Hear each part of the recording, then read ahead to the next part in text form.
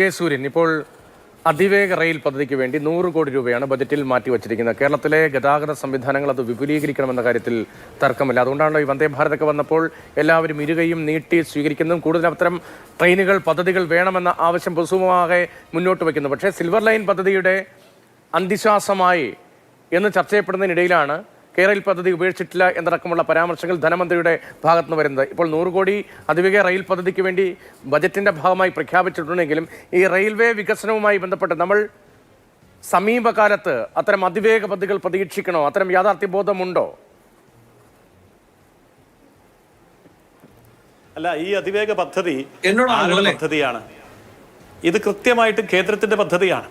നമുക്കറിയാമല്ലോ, metro Sreedharan sir ഡൽഹിയിൽ പോയി കേന്ദ്ര റെയിൽവേ മന്ത്രിയെ കണ്ടതിന് ശേഷം അദ്ദേഹം നടത്തിയ വാർത്താ സമ്മേളനത്തിൽ അദ്ദേഹം പ്രഖ്യാപിച്ച പദ്ധതിയാണ്. അതാണ് ഇപ്പോൾ ബാലഗോപാലിൻ്റെ അടുത്ത് വീണ്ടും പ്രഖ്യാപിച്ചിരിക്കുന്നത്. കേന്ദ്ര പദ്ധതിയാണ്. ശരിയാണ്, ആ കാര്യത്തിൽ സംസ്ഥാനത്തിന് കുറച്ച് ചിലവൊക്കെ ചെയ്യേണ്ടി വരും. അതിനായിരിക്കും 100 കോടി രൂപ മാറ്റിവെച്ചത്.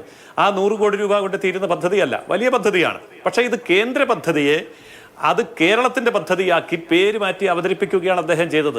ഏറ്റവും ലജ്ജാകരമായിട്ടുള്ള ഒരു കാര്യമാണത്. അത് മാത്രമല്ല, ഹൈവേ, ഈ പറഞ്ഞ ഹൈവേയും കേന്ദ്ര പദ്ധതി തന്നെയാണ്. അപ്പോൾ കേന്ദ്ര പദ്ധതികളെ സംസ്ഥാന പദ്ധതിയാക്കി മാറ്റുക.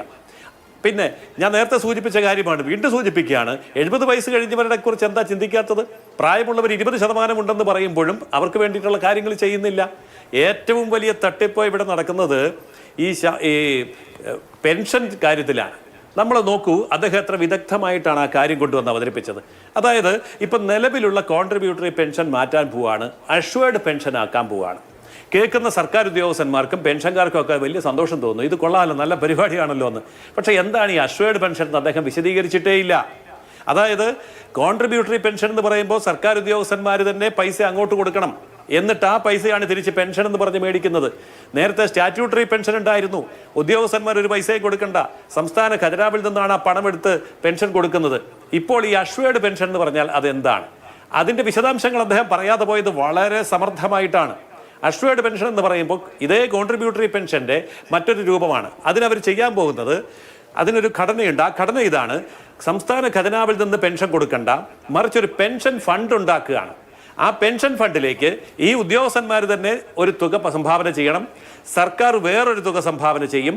അങ്ങനെ സർക്കാർ സംഭാവന ചെയ്യുമ്പോൾ അവസാനത്തെ ശമ്പളത്തിൻ്റെ നേർപകുതി വരുന്ന അടിസ്ഥാന ശമ്പളം, ആ ശമ്പളം ഇവർക്ക് കിട്ടും. ആ അടിസ്ഥാന ശമ്പളത്തിൻ്റെ പകുതി അഷ്വർ ചെയ്യുമെന്നാണ് അഷ്വേർഡ് പെൻഷൻ എന്ന് പറയുന്നതിൻ്റെ അർത്ഥം.